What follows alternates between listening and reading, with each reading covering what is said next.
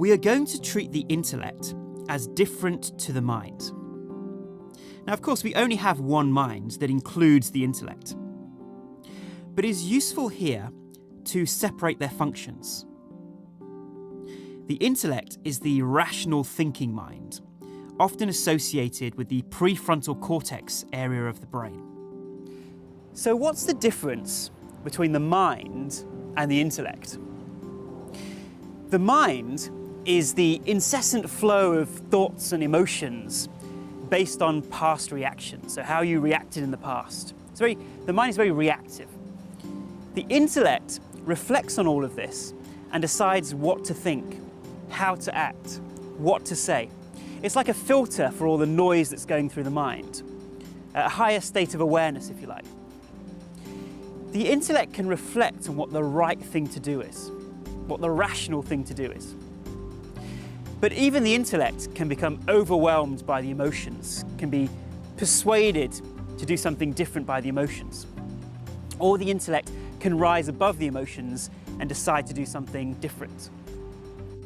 Imagine the mind is like being inside a house.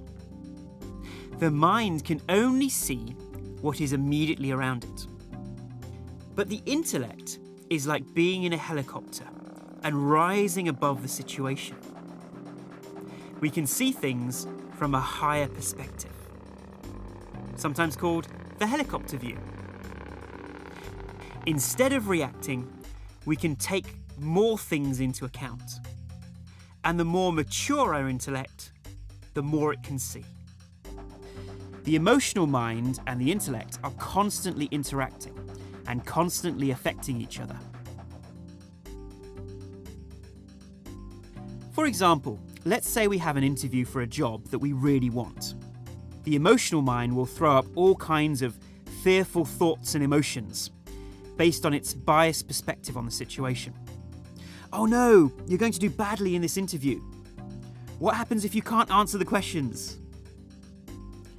The intellect has the opportunity to rationally say, it's okay, I know my stuff, I will be fine. I'll go into the interview and do a great job. The mind is like an unbridled horse, running free and emotionally reacting to the world around us. The intellect is like the horse rider. She has some level of control over the mind's wanderings. But sometimes your emotions can often dominate, and you can't think clearly. It's almost like there's a constant battle going on, and if we lack awareness, our reactive mind can dominate.